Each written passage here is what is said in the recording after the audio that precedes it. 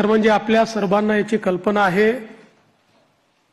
की यावेळची निवडणूक एक अतिशय ऐतिहासिक अशा प्रकारची निवडणूक राहिली आहे आणि या निवडणुकीचं विश्लेषण करायचं झालं तर मी असं म्हणेन की या निवडणुकीने एक गोष्ट आपल्या समोर निश्चितपणे ठेवली आहे, ती म्हणजे एक है तो सेफ है आणि मोदी है तो मुमकिन है। मोदीजींच्या नेतृत्वामध्ये देशामध्ये विजयाची मालिका ही लोकसभेनंतर पुन्हा एकदा हरियाणापासून सुरू झाली आणि महाराष्ट्राने जे मॅन्डेट या ठिकाणी आपल्याला दिलेलं आहे, खरं म्हणजे महाराष्ट्राच्या जनतेला मी साष्टांग दंडवत घालतो अशा प्रकारचं मॅन्डेट महाराष्ट्राच्या जनतेने आपल्याला दिलेलं आहे। विशेषतः या संपूर्ण प्रक्रियेमध्ये आपल्या सोबत पूर्णपणे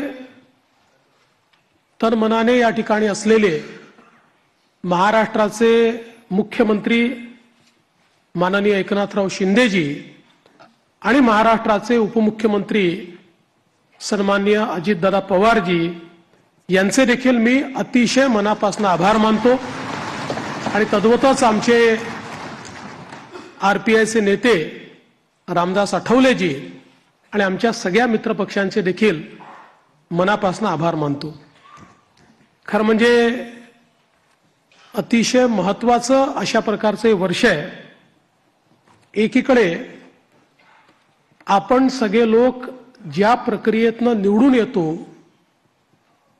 ती प्रक्रिया ज्या संविधानाने आपल्याला दिली, भारतरत्न डॉक्टर बाबासाहेब आंबेडकरांनी तयार केलेलं आमचे संविधान, या संविधानाची 75 वर्ष पूर्ण होत आहेत आणि म्हणून सर्वार्थानं एक अत्यंत महत्त्वाचं अशा प्रकारचे वर्ष आहे।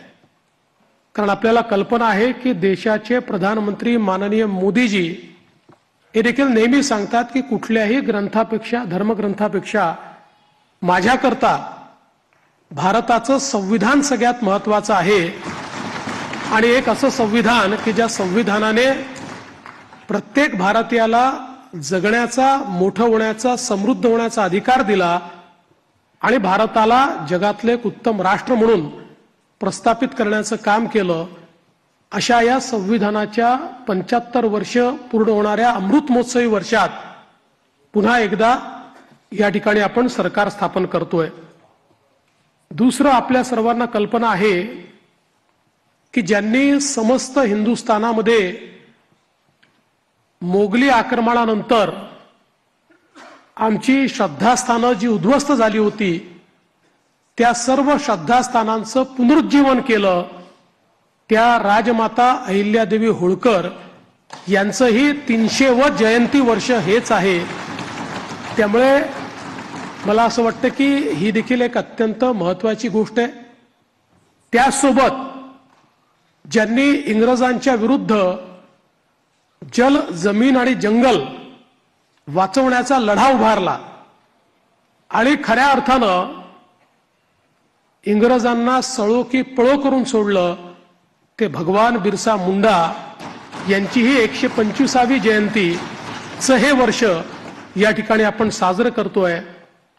आणि अर्थातच आपल्या सर्वांचे लाडके नेते ज्यांनी नवभारताची संकल्पना मांडली, ज्याची मुहूर्तमेढ केली, आज मोदीजींच्या नेतृत्वात जो नवभारत तयार होतोय त्याचा पायवा ठेवणारे श्रद्धेय अटल बिहारी वाजपेयीजी यांचं देखील हे 100वे जयंती वर्ष आहे।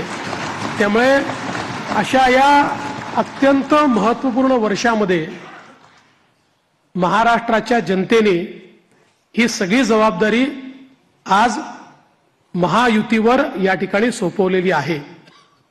खरं म्हणजे इतका मोठा जनादेश हा आपल्याला या ठिकाणी जनतेने दिलेला आहे की या जनादेशातून मी एवढंच म्हणेन की आनंद आहे, पण त्याहीपेक्षा जबाबदारी आपली वाढलेली आहे. प्रचंड मोठी जबाबदारीची जाणीव करून देणारा अशा प्रकारचा जनादेश हा जनतेने आपल्याला दिलेला आहे. आणि विशेषतः आपल्या लाडक्या बहिणी असतील, आपले लाडके भाऊ असतील, आपले लाडके शेतकरी असतील, आपले लाडके युवा असतील, या सगळ्यांनी आणि समाजातल्या दलित, वंचित, ओबीसी, आदिवासी सगळ्यांनी जो जनादेश आपल्याला दिलेला आहे त्या जनादेशाचा सन्मान राखण्याचं काम हे आपल्याला करावं लागणार आहे.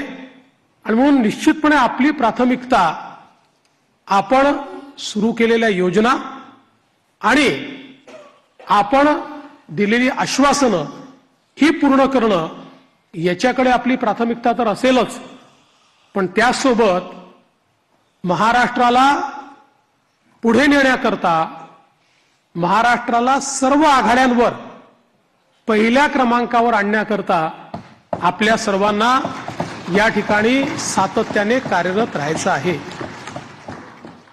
आपल्याला कल्पना आहे की 2019 साली देखील जनतेचा कौल आपल्याला मिळाला होता. दुर्दैवाने जनतेचा जो कौल होता तो हिसकावून घेण्यात आला आणि जनतेसोबत एक प्रकारे बेईमानी त्या काळामध्ये झाली. मी काही त्या इतिहासामध्ये जाऊ इच्छित नाही, एक नवीन सुरुवात आपण करतोय, पण या गोष्टीचा निश्चित उल्लेख करेन की सुरुवातीच्या 2.5 वर्षामध्ये ज्या प्रकारे वेगवेगळ्या पद्धतीनं आपल्याला त्रास देण्यात आला, आपल्या आमदारांना त्रास देण्यात आला, नेत्यांना त्रास देण्यात आला, अशाही परिस्थितीमध्ये मला या गोष्टीचा अभिमान आहे की 2.5 वर्षात एकही आमदार आपल्याला सोडून गेला नाही. सगळे